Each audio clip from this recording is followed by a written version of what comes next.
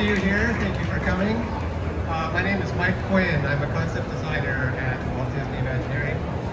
And first off, let me just say that I'm much more comfortable backstage than I am on stage, but thank you for coming. And I'm very happy today to be talking about these mashup posters. I don't know if anybody's seen them. Have you guys seen these? They're at Cars Land today. If you haven't, I'll give you a sneak peek at the making of. But first off, just a little bit about my background. I'm a concept designer. So what is a concept designer at Imagineering? We are really kind of a mixed bag of talents and backgrounds. We kind of lovingly say we are the misfits among the misfits at Imagineering. Each of us kind of are cut from a different cloth. My particular background is in media design and animation, but I also work today in visual development and art direction. I've had the good fortune to have worked across the globe on Disney parks and attractions, and most recently, probably a career highlight for me, working in Tokyo as part of the Fantasy Springs expansion at Tokyo Disney Sea. Here's Tokyo Disney Sea. I led the media development there on the Frozen attraction as well as the Rapunzel attraction. But we're here today to talk about these Cars Land posters. You may have seen these in past seasons. There's been a few generations of them now. They tend to show up kind of seasonally, whether they be holidays or sometimes Halloween. There was a great round of these done for Pixar Fest. But traditionally, these have always kind of riffed on Pixar IP and kind of the Pixar character universe, or more general pop culture references. But with Avengers Campus moving in to the area a few years ago, we have a tremendous opportunity here to really celebrate not only the Marvel IP, but build excitement for the forthcoming expansion to be complete. So we put together a small kind of crack team of brilliant and creative minds from not only Imagineering, but Pixar and Marvel. And we basically all got in the room and said, hey, let's do some new Pixar posters for Cars Land to celebrate kind of this collaboration with Marvel. So what did that look like? We started with kind of identifying, what are our hero candidate posters? And these were as much about kind of a popularity contest as they were about posters that really kind of represented kind of the iconic films from the MCU, both past and present, as well as those pieces that really represented or offered opportunity for a quick read and had a lot of opportunity for fun and parody. So from these initial 4, we put together a small brain trust, and we basically got into the room together and in kind of real time to start kind of what if, riffing, brainstorming, thinking about opportunity. And basically what that looks like is we had an artist, and this artist here that did these concepts, quick sketches, was Ash Brannon, who's a fellow colleague and fantastic Pixar alum and an artist and director in his own right. But he did these quick sketches as we were kind of working through these ideas. And these idea sessions were as much about nomenclature and copy as they were about the visual direction, composition, but also the fun gags and the fun stories we could tell. So sometimes things like this, Iron Van, came very quickly, made a lot of good sense, it was very simple. But then others, become a little bit more challenging. This is a great example here of, a little bit of an expanded cast of characters, but we knew from the very beginning, when it came to casting this one, that the Tucker Torpedo was just the perfect match for our hero character. And come to find out, that is a car that in the late 40s was the first of its kind, very technology-heavy, future-forward design. Only 51 of these cars were made, and what better kind of complement to play the Steve Rogers, the first American super soldier role in our Cars version, was this Tucker Torpedo. So from Ash's concept sketches, I would take these and kind of further tie them down, looking at layout opportunities and composition. Not so much worried about color and detail at this point, but just getting a little bit more kind of rigid with respect to what are the vehicles that we're going to kind of inspire these characters, and how are they going to be laid out in the frame. This one posed its own challenges by virtue of the number of vehicles presented. We went through, kind of methodically, one by one, looking at character opportunities. And I think Groot was really the home run in this guy. We started initially with, maybe some different types of construction vehicles, tractors, things like that, cranes. But the forklift was the home run idea. So that, and especially with its fork, elevated and extended. And then lastly, this one, possibly the most deceptively complex. Only 2 characters, but the original has so much tension and emotion and movement. When we're working in the Cars vocabulary, these cars are very rigid and stiff.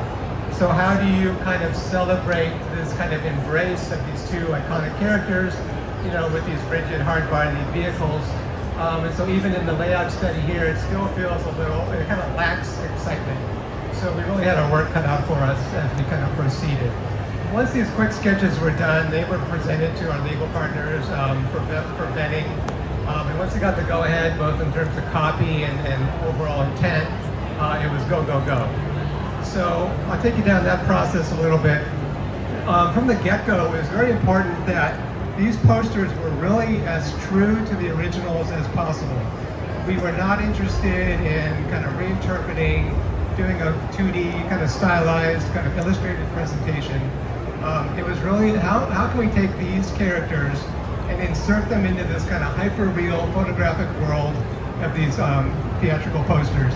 And that meant heavy use of texture, lighting, and atmosphere to really kind of elevate and kind of take our Cars characters to that next level. Now, thankfully, Pixar did a great job of setting a pretty high bar, right, for the Cars.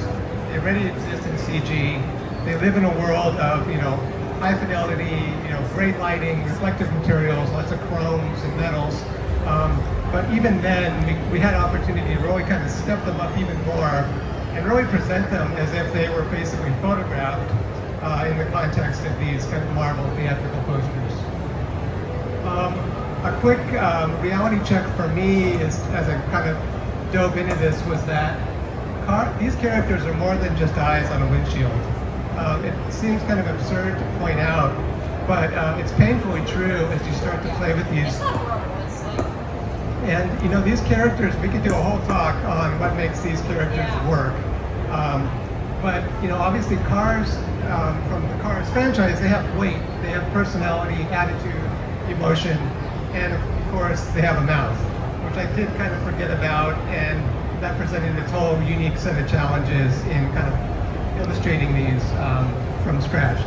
I'm very proud to say that we did not have a Cars film in production at this time, so everything that we did for these posters was custom, hand done, kind of brute force, crafting, original car designs, basically from nothing. So that was very exciting and a great design challenge. Moving on, part of the challenge as well here was that the Marvel characters are, they have personalities and they're recognizable, but also very much by virtue of the costumes that they wear. So how do we kind of dress up our cars without simply tacking on, human costumes slung over car bodies? So, looking at, the franchise, and historically looking at the Cars franchise, they were already doing this, right? You go back to the first film, you have Mac, and just by virtue of the styling of his cab, you get that read of that kind of iconic trucker cap, and it gives him so much personality. And then fast forward into more recent Cars films with Miss Fritter and her gang. These are probably, I took most inspiration from these guys because they take a lot of opportunity to really show how you can instill story and character without straying really at all from a car vocabulary. We got this kind of punk rock, kind of rough and tumble gang of characters, whether they be with these implied horns by virtue of the kind of tailpipe designs, or almost the idea of a mask, or these piercings, right, which are just air hoses slung through the front grills of these cars. So I took a lot of inspiration from what Cars was doing already in thinking about the characters we were assembling for our posters. So one by one, kind of went through and just basically started to chip away at, creating each of these cars individually, kind of outside of the worlds of the poster. Here's a collection of some of them. We talked a little bit about Cap already.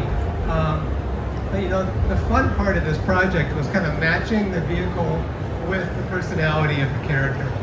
So, you take Nick Fury, for instance, or Wolverine, both kind of inspired by muscle cars. And then the paint and the color styling plays a lot into the success, really, of selling this as an idea. Along the way, too, working with Pixar and Jay Ward in particular, who, by the way, if you know Jay, he knows more about cars than anyone I've ever met in my life. He was a tremendous resource and an advocate for helping us kind of convincingly stay true to the kind of Cars franchise, but also keeping me honest with respect to how we were going to get these past the lawyers when it came time to not infringing upon, the trademarks of the existing automotive manufacturers. So each of these cars, although inspired by a familiar make and model, were quite a bit of customization and kind of hand tweaking to make them our own. All of the characters were based on real cars, none of which exist in the Cars universe today, so we have a whole new being that we can kind of add to that universe. The only one that we kind of completely made up was Rocket, who's kind of a combination of maybe a smart car and a golf cart, somewhere in there. But everything else was really kind of based and inspired by real world vehicles. And then, of course, the fun part, right? Once I had my lineup kind of designed and developed, it was all about integrating them into the worlds of these posters. And there's endless amount of detail in here. It's hard to appreciate even on this screen. But if you have a chance to go see them, they're in Cars Land today through the end of the month. It's a fun bit of discovery to kind of go up and down and find all the hidden detail, including maybe a hidden Mickey or two, which are buried in each of these. But I had a lot of fun, instilling detail and little winks to not only cars, but to the Marvel source material. Captain America had an opportunity with all the action in the sky to extend our story. So it was fun to be able to instill a little bit of a nod to our planes partners with a little bit of fun in the sky. And then happy, like I was saying, any opportunity to have fun with the visual gags. If you look at the eye there on Nick Fury, what better opportunity to incorporate a cracked windshield, in place of the iconic scar. Or even Black Widow, where she has this iridescent kind of auburn-colored paint job on the top with a more sleek, kind of black finish down below. As mentioned, this one was a particularly fun challenge. This is part of the biggest ensemble of any of them. Originally, we had thought, it could be fun to do some sort of space station in the sky. But actually the simpler approach actually worked better with the gas station sign. And then we still managed to get a little bit of personality up there in the Milano. I mentioned Groot already as being kind of the breakthrough on this one. But again, it was all about the detail and having fun with the characters. And in particular, you look at Drax, monster truck makes perfect sense. But then how do we, further push kind of that tie back to the original?